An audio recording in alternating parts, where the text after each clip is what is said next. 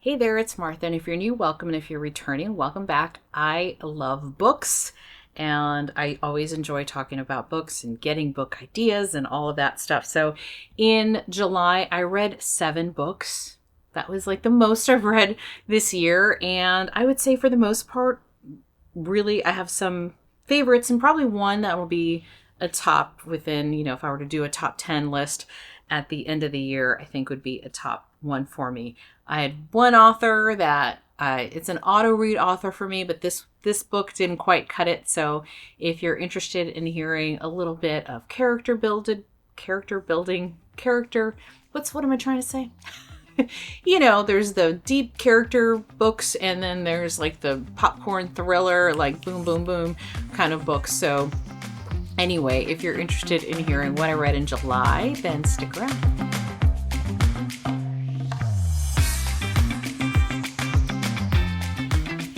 All right.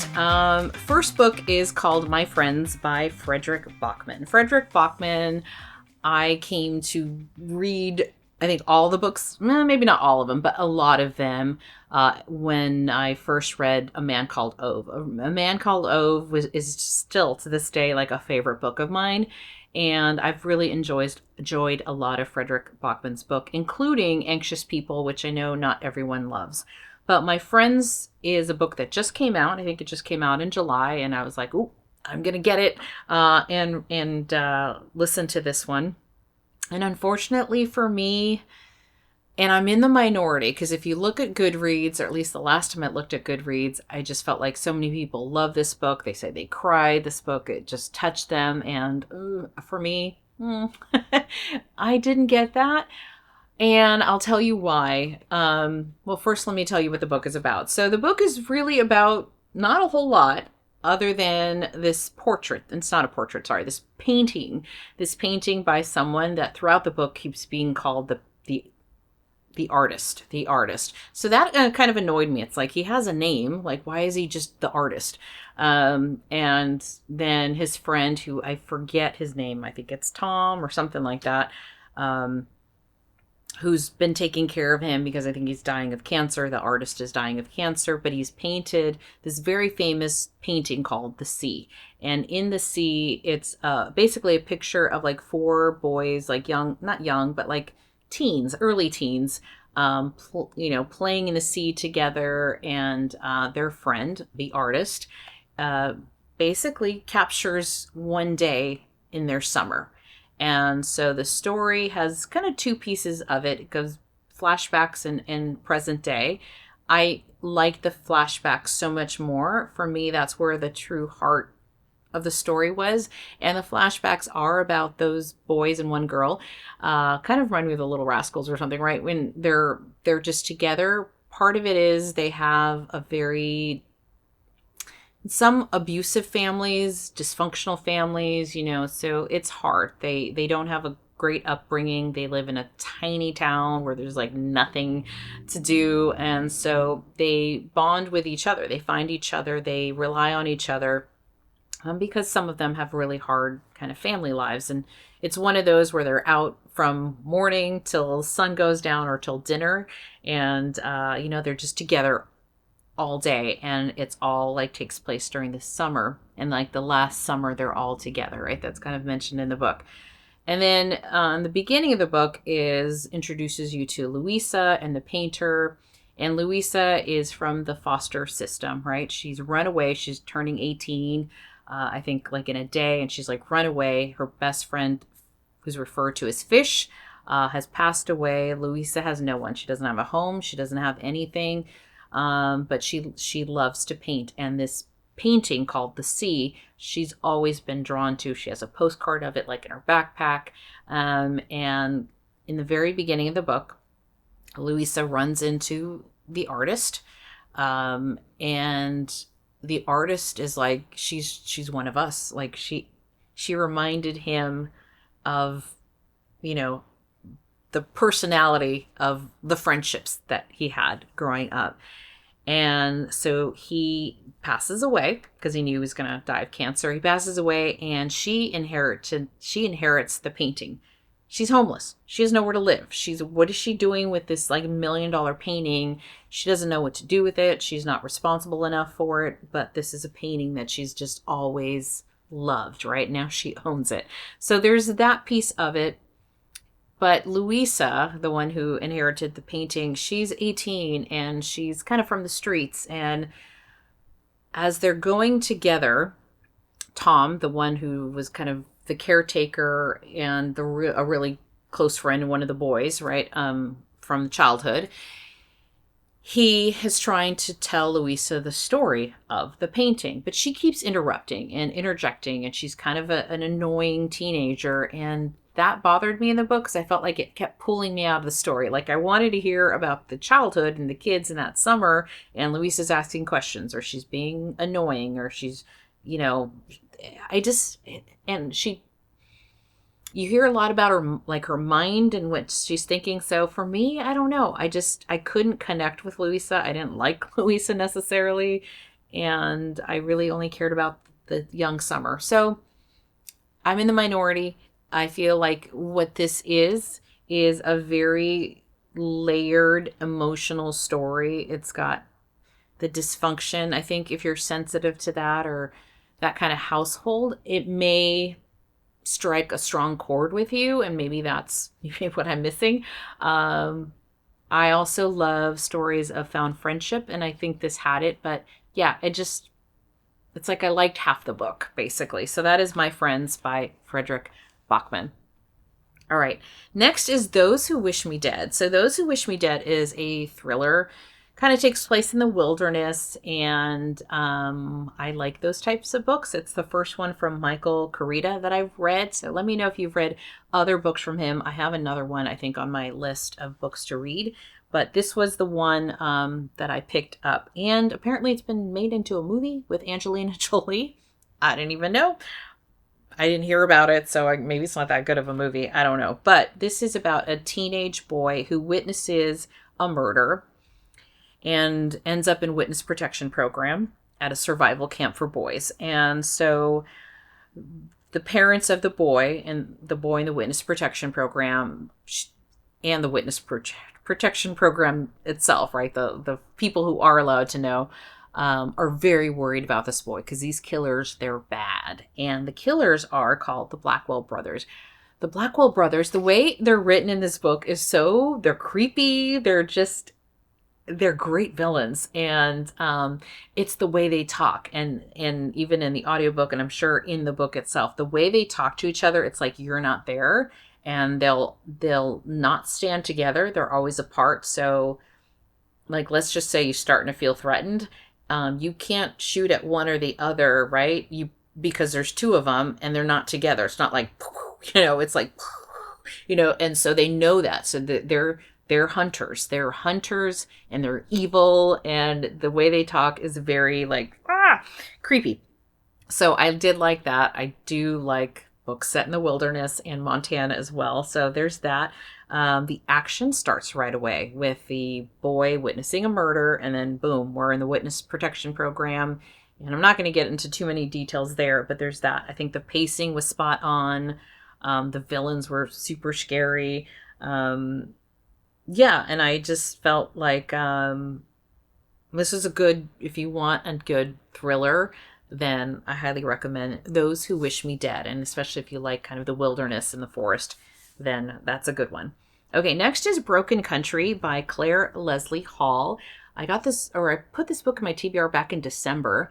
It was released in January, but every once in a while I get a good sneak peek or a good, buy it, stick it on hold in your library from some of the podcasts that I listen to that get early releases of things. So Broken Country, it was recommended, and this is by Claire Leslie Hall. I gave this one 4.75 stars. It was, I believe, also a Reese pick of the month, I think. So book of the month and Reese pick as well. This isn't, I guess typically, I like thrillers and mysteries. This is more of a slow burn. This is more of a literary book. This is how can I say this? There's a lot going on in this book, but I loved the short chapters.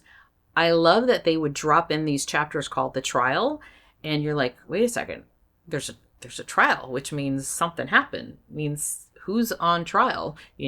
Wait, was someone murdered? So those are like teasers thrown within the book. So I felt like the pacing was really good. And because they're such short chapters, I feel like the author didn't waste a single word. I felt like you really got to know these characters without it being, it's not a super long book. I mean, it's a typical book, but a lot is going on here. It packs a lot of stuff in here. So the story is about Beth and her husband Frank and her first love, I'll say, Gabe. Is it Gabe? I feel like there's Gabriel. There's a Gabe in another book I'm going to talk about. Gabriel. And it takes place kind of, there's present day and then there's flashbacks, which is like 1968, I believe.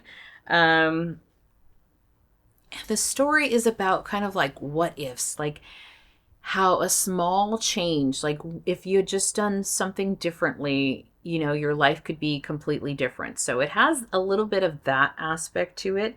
There is a love triangle that goes on because Gabriel in present day moves back very close to the farm where Beth and Frank live, and Beth and Gabe start to rekindle some of that old romance that they had because, I think it was unfinished. It was like an unfinished love. So if you're sensitive to, adultery, there is some of that in that book, of course. And so you may struggle with that. But for me, it added depth to the book. I think it added some realism, given the setting of this book. The characters, they're flawed, they're human, and their choices, right or wrong, felt authentic to me. I found myself thinking about how small decisions can snowball into life-altering consequences and how tragedy is not always born from a single act, but from years of silence, shame, and longing. And yeah, so I don't want to give too much away, but there's the interesting thing with the mystery of the trial. There is another sensitive, maybe trigger warning, is Beth and Frank have lost their son. So there's a death of a child. Gabriel has a son around the same age as Beth and Frank's son.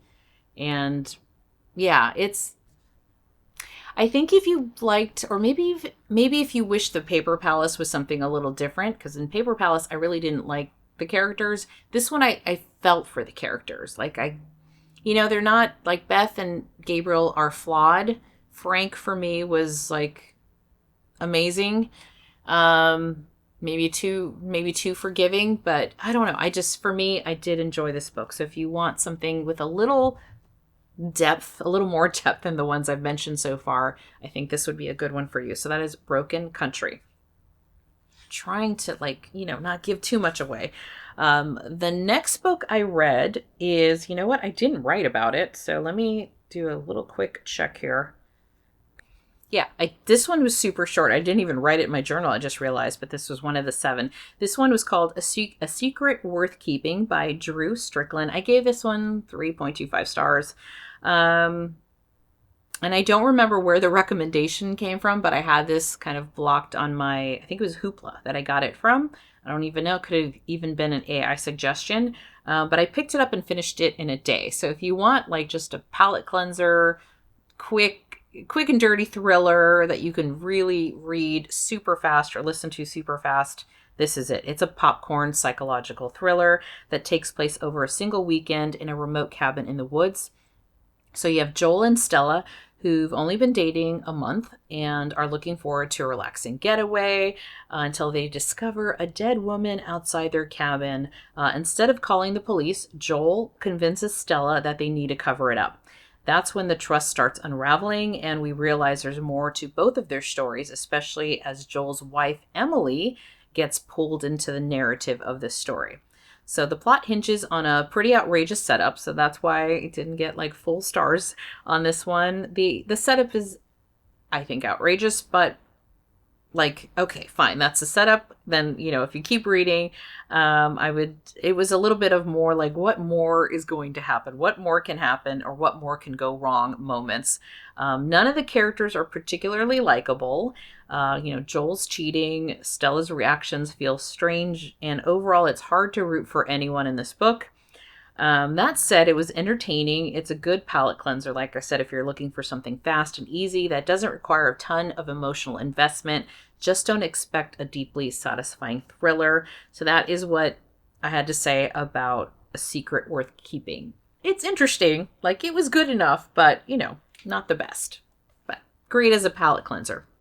All right, let's move on to this next book, Where the Forest Meets the Stars by Glendy Vandera, I think is how you spell it. I do want to read more of her books because of this, and I do feel like this book will probably end up in my top 10 books that I read this year. I gave this one 4.75 stars, but it might move up to 5 because it's one that I still think about quite a bit. And I think I tend to ramble less if I kind of look at my notes a little bit more. So this book is a story of Joe and a girl named Ursula and a guy named Gabe. They're the 3 main characters in this book.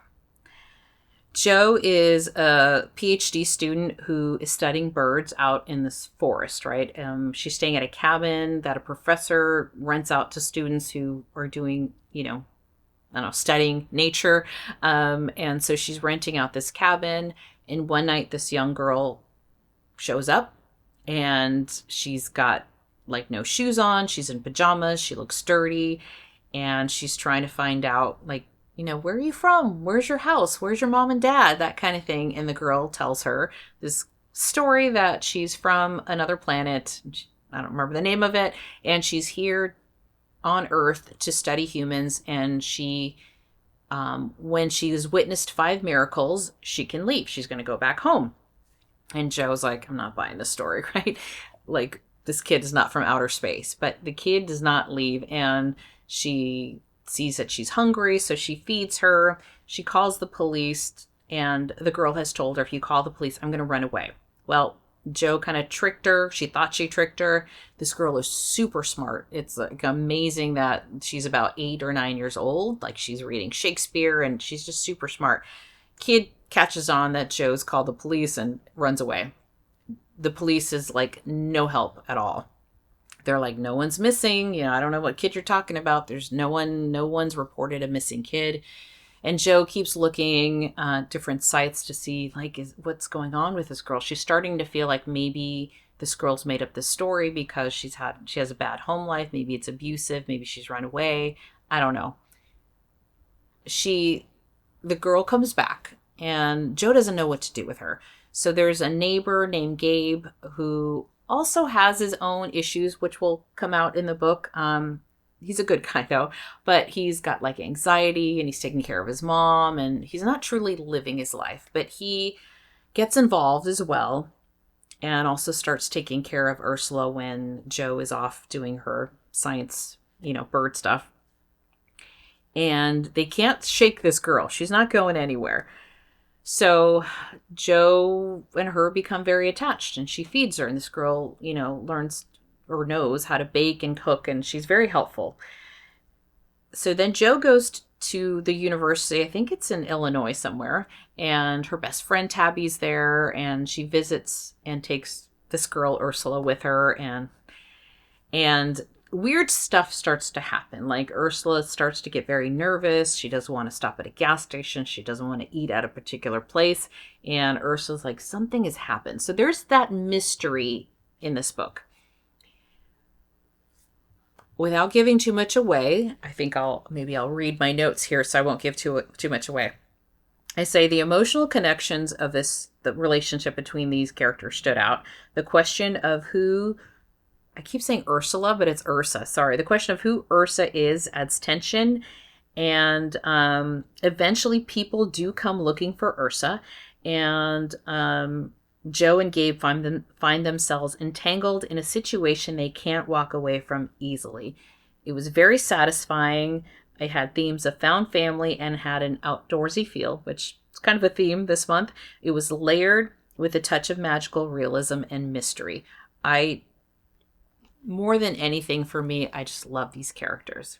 And I just loved what happened. That's all I'm going to say. So sorry, it was Ursa, not Ursula. And that is Where the Forest Meets the Stars. I do want to read more of Glendy Vanderraa, if I'm saying her name correctly, because there's just a way that books unfold that you just want more and more, but they're deeper, they're richer, they have more emotion. And so I want to see if that translates into some of her other books. So let me know if you read this book. It's actually a backlist book from a few years back, and that is Where the Forest Meets the Stars. I feel like I'm getting a little croaky here talking about books. Okay. The next one is The Bewitching by Silvia Moreno Garcia. Now, Silvia Moreno Garcia, if this sounds familiar, wrote a big hyped book from a few years back called Mexican Gothic, which I did read, and that book was creepy. If you like creepy books, that is a creepy one. Let me get my notes on this particular one here, because this one's also layered. It's got 3 timelines. So it's got a timeline like back in the early 1900s. Then we have a timeline like in 1934. And then we have present day in Massachusetts. So it's at a campus in Massachusetts. So I would say, let me just start off. If you like reading witchy books like in October, this would be a really good one for them for that time. And it's got witchy, spooky, and Silvia Moreno Garcia is really good at just being creepy. If you like creepy atmosphere, this has that. It's not as creepy as Mexican Gothic, but it was still had that vibe. And The Bewitching is about witches, but it's kind of more like a vampire monster than witches, but still. Okay, so we have 3 timelines. We have Minerva, which is current day, and she's doing she's researching an author called Beatrice Tremblay, who wrote she's like an obscure horror author who wrote a book called The Vanishing, which is based on a true story of her roommate, who was also at that same college, Ginny, who went missing under very mysterious, weird circumstances. So Minerva is working on this thesis, and she starts getting clues and kind of, when you start digging into something and you've unsettled some things, well, now there's this, seems like supernatural dark forces. There's weird stuff happening, creepy stuff happening. And it's because she's getting closer to the truth and really finding out what happened to Ginny back in 1934. Now, there's an earlier timeline that takes place in Mexico, and this is Minerva's great-grandmother, Nana Alba. So Nana Alba is the earliest timeline, like early 1900s, and there's a similar threat weirdness going on. Minerva has always been attracted to this kind of occult, witch stuff from her grandmother and hearing these stories and myths from Mexico. And I really liked that timeline, Nana Alba's timeline, the best, I would say, and then Minerva's as well. But they all connect. They all connect at some point. So this one was a little bit of a slower start. It was a little slower start, but then maybe about 20% in, then I started to get into it much more. And what else can I say about this? I will say, let me see here.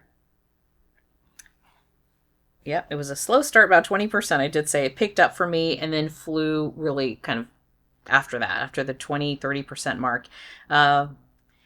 This book would make for a great October read with its atmospheric vibes, witches, and a hint of darkness. It's strong storytelling. I really like her storytelling. It may not be terrifying, but it's the kind of story that keeps you turning the pages. I said it was good for those who like dark academia. I don't want to give up more than that, but spooky stuff happens. That's all I'm going to say. And satisfying ending. So that's that. All right. What book am I on now? Okay, this is the last one. This is Yours Truly by Abby Jimenez. This is book 2 of Part of Your World series. I read Part of Your World maybe last year, and Part of Your World, it's not like a book that you have to necessarily read it in order, but the world of characters that Abby Jimenez has created, they're part of part of the world. It's part of your world. So book 2 has some cameos of the main characters in book 1, just like and Brianna basically is best friends with the character that the book 1 romance was about. So now it's Brianna's story. I do recommend reading them in order because then you hear a little bit more of Brianna, but you don't have to. Like, you kind of get the gist of it. But this one was unputdownable. It was so fast. It's such a fast read. And what I like about Abby Jimenez, this is only the second book, but she's now kind of her and Emily Henry, I will say, are my go-to romance authors because it's more than just a romance. There's usually something deeper about relationships. There's something more than the romance. Like the romance is a thread through it, but there's so much more to it than that. If you liked Funny Story from Emily Henry from a few years ago, I'd say this is another one that you'll like because it has a similar trope of fake dating, friends to lovers, that kind of trope. So that is what's in here. And so the story is about Brianna Ortiz, and Jacob Maddox, both of whom are dealing with personal heartbreak and trauma. So there's that in their past. You hear about that. Brianna is recovering from a painful divorce where her husband cheated on her with a friend. So she's got some trust issues. And then Jacob is coping with the fact that his ex-fiance, I'm pretty sure it's a fiance, is now getting married to his brother. So that's gotta hurt. Then you have Benny, who's Brianna's brother, who's got liver failure, is on dialysis, and so there's that kind of thread going through there of they need to find a match for a liver transplant. And so you have all of those things in play. Then, like I said, you have this fake dating, and that is because Dr. Maddox, his ex-fiance, is getting married to his brother, and his family is kind of like, is this okay? Is he okay? Like, we want to celebrate this wedding, but, is Jacob okay? And so he asked Brianna to fake date so that he can put his family at ease, not make it awkward. And it's like, he's good. Like, I've moved on. I got this great, beautiful doctor girlfriend. Like, things are good. So that's where the fake dating thing comes in. What I almost forgot to say is the other part that I loved is these love letters to each other. They're not even love letters. They're notes. They're notes to each other because when Jacob transferred into the hospital that Brianna works in, the first meeting didn't go well, right? So it was a little bit of a rocky start. And so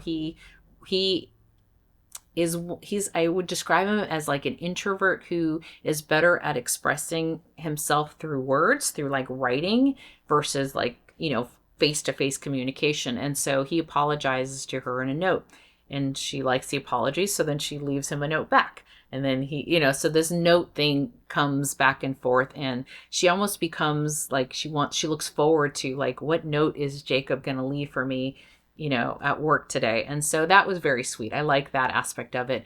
So if you like a romance with a little more substance, but still a romance, has the ending that you like, I would recommend this, especially if you like that friends to lovers trope and stuff like that. So that is yours truly from Abby Jimenez. I'm planning on reading the third one in Part of Your World. I don't know which characters are those, but you hear names and stuff like that. And I do like how you tie friends together and some appearances, like cameo appearances from the past book. So that is yours truly from Abby Jimenez. And I gave that one 5 stars for a romance. Yeah, it was touching, but maybe 4.75.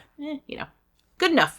But if you're in the mood for a romance, I do suggest Abby Jimenez. If you like it like clean, sweet, but emotional depth, then this one's for you. That is all 7 books, I believe, that I read. Hopefully I didn't miss any. I think I counted 7. So thank you so much for hanging out with me. Let me know if you have any books I should add on my TBR. It's always growing and it's always changing. And I've already read 2 great books in August that I can't wait to share with you. So much to look forward to next month. But let me know what you're reading, what you're loving, and if you've read any of these authors or recommend any other books from them, that would be super helpful. All right, I will chat with you later. Bye bye.